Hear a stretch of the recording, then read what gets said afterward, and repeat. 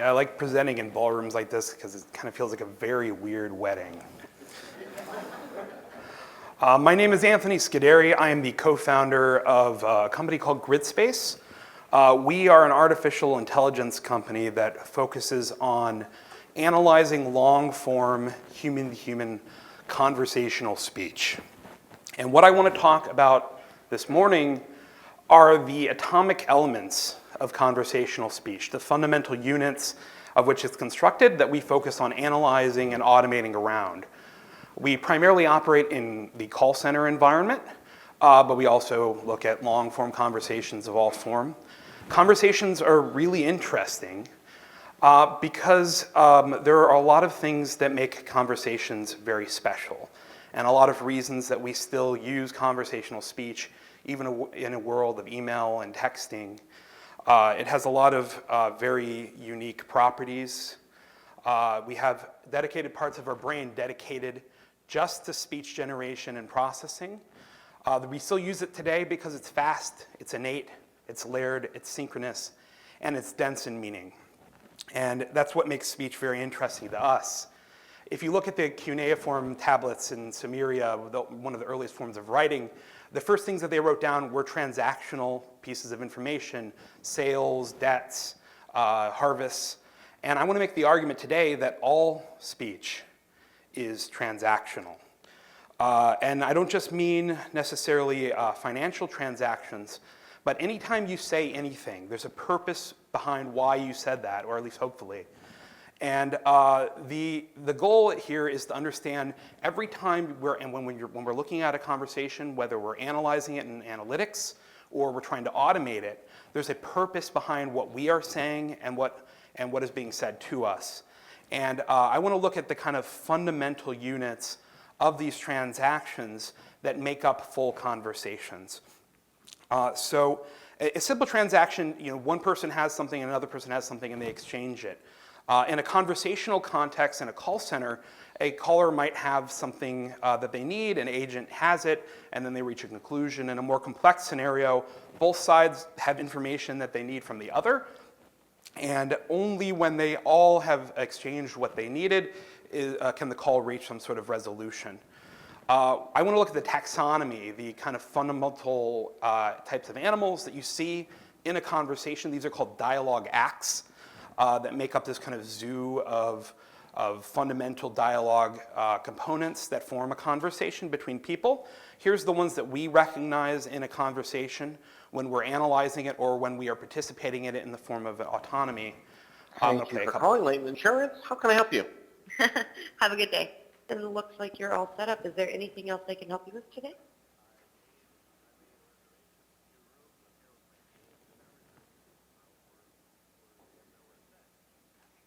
Oh, I'm so sorry, Mr. Jones, but we are not the West End. We're actually hotels worldwide. I'm so sorry to hear that, sir. May I have your name?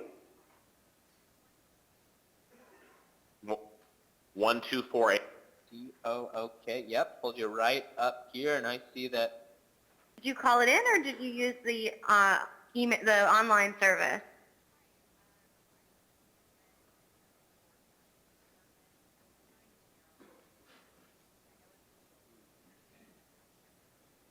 Check in.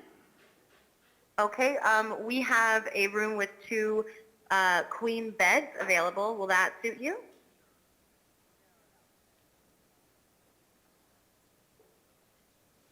So this is a conversation being analyzed live in our analytics product SIFT.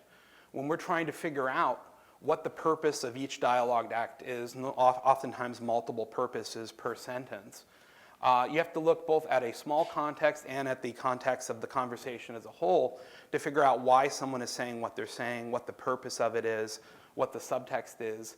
You also have to look very closely at every word and the way the word is said, both the semantics and the prosodics of what they're saying. If you want to be able to piece together, why is this conversation happening? How is it going? Is it reaching a resolution? What are the goals of both speakers? Are promises being made, or questions being asked, or answers being given? In addition to the kind of more mechanistic black and white aspects of these speech transactions, one of the things that make conversational speech different than text or chat is that there's a lot of emotion conveyed that add a lot of color to the conversation. And a large amount of the information that we exchange when we talk is in how we say things and not just what we say. Humans evolved emotion in a social context, and a large amount of the reasons that we express emotion, even though it's an internal state, is that it's a form of social communication that is actually about half of the information in conversational speech. And if you want to understand what something means, and a lot of times when people are calling call centers, they have a lot of emotions, you need to understand this just as much as you need to understand the kind of more clinical transactional parts of the conversation. And so we do a lot of work using multimodal neural networks where we're looking at both what is being said and how it's being said, intonation, tone, prosody. I'm going to play you a couple examples of those in a moment as well, of the emotions that we are having our neural networks recognize here. And you can see, just listen to the tone and the frequency. This was not my mistake, but I am being punished for it. Will there be a fee or a penalty or anything like that? The other car slammed into me out of nowhere. Then it just drove off. This is the first time I've ever made this mistake. We've been on the phone so long, I feel like I should invite you to my wedding. I just got into medical school. Oh, I am so glad to hear that. Look, I work way above your pay grade. There were a lot of happy memories in that house. Yeah, my hobby is paying late fees. Oh, wow, that's great news.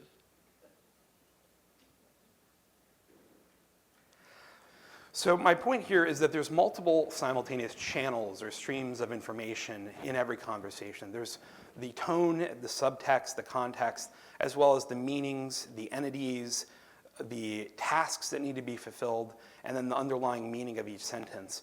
And only when you have these building blocks as they flow through your call center or through your conversation can you really start to distill and understand a conversation in its entirety. And that's what we build models to do. It's what we build tools to do. And once you start understanding these building blocks and kind of can understand a conversation in a distilled transactional form, you can begin to build analytics and begin to build automation that takes advantage of these building blocks and allows you to compute on them, begin to build systems that are emotive and responsive and that understand the complex transactional structure of a conversation in the call center environment. We look at trends over time in very complex templates of types of calls down to things that occur in 1 in a million call types. We look at the trends and emotions and the correlations between, for instance, when prices are brought up angrily, there's a 15% reduction in satisfaction, or when someone shows empathy, there's a 20% growth in satisfaction or resolution. And if you want to look at these sort of very complex emotive and semantic flows through a conversation, you need to understand that. Now, call centers are, in a way, the mechanization or industrialization of conversational commercial speech. And as we have millions of Americans and many more millions worldwide working in call centers, it is the industrialization of speech that is responsible in part for the growth of the commercial enterprise. And what I want to show you is an example of the industrialization of that industrialization. I'm going to show you something that not many people have seen. It's our work on dialogue systems, taking these fundamental building blocks and building an autonomous call center agent named Grace.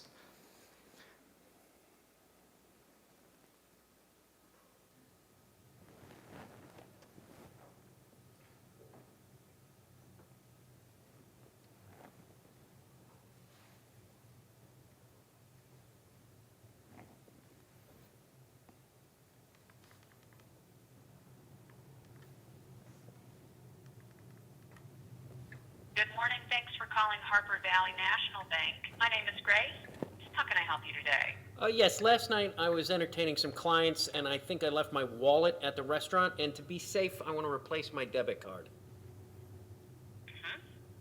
Before I can help you with that, I'll have to authenticate you, okay? Okay. May I ask who I'm talking with first and last name, please? My name is Chris Johnson. And what was the name of your first pet? Professor Sparkles?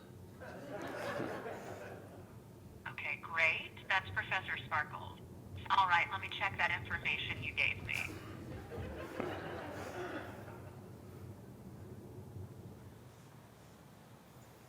Okay, Mr. Johnson, just checking your name.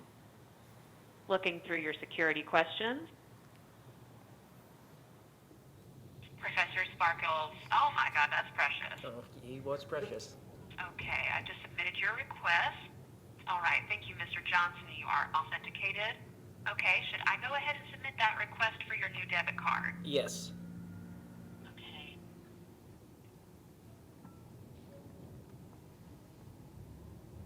Let's check on that card. Just seeing how long that'll take. Okay, so I expedited that brand new card A. I also went ahead and waived the normal fee for you. Oh, thank you. It should arrive in 3 business days, sir. Great. Is there anything else I can do for you? Yeah, I should probably make sure no money was stolen from my old card. Can you tell me my checking account balance? Okay, Mr. Johnson, I'm going to look up that checking balance for you.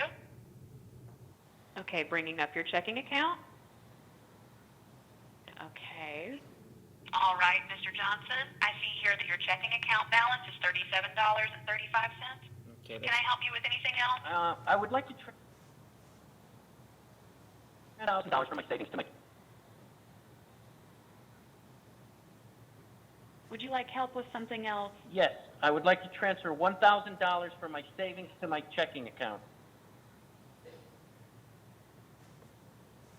I'd be happy to make that transfer, Mr. Johnson. Thank you. Just to confirm, you want me to move $1,000 from your savings to your checking? Yes. Right? Yes.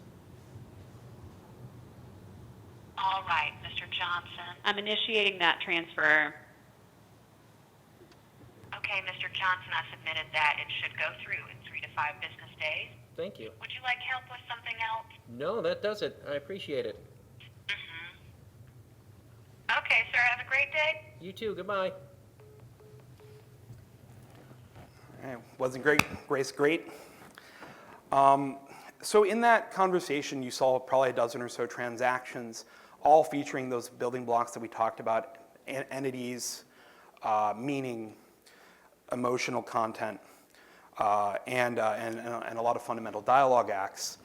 And flowing through the system, first, you're hitting speech recognition, recognizing the words that are said, then a dialogue system or the bot, and then our speech synthesis model. And then that goes through the internet, through phones, through the air, through sound waves into the brain, and then back out through the vocal tract, all the way back to our speech recognition. This is a very complex nonlinear system where there are going to be errors in every step of this process, and understanding the conversation holistically and understanding these fundamental atoms that make up a dialogue is absolutely essential to both being able to handle the kind of unpredictability and nonlinearity of the call, and to handle this transaction in a way that is task-oriented and reaches a fundamental conclusion. So we talked here today about the fundamental elements that build up conversations. This is what we spend our time on, understanding semantics, understanding speech, emotion, and vocal quality. If you'd like to see some of this stuff demonstrated, come visit us at booth 100 later in this conference. But I hope also that when you talk and when you're working in the call center, or you're working in call center analytics or conversational speech analytics, you think about these kind of fundamental building blocks. Make sure that you understand what is the purpose behind anything that someone says. There's always a reason that someone said something, oftentimes multiple reasons, and oftentimes it's buried in the subtext or buried in the emotional content. And so thank you, everybody, and we'll see you guys later in the conference. Have a good rest of your day.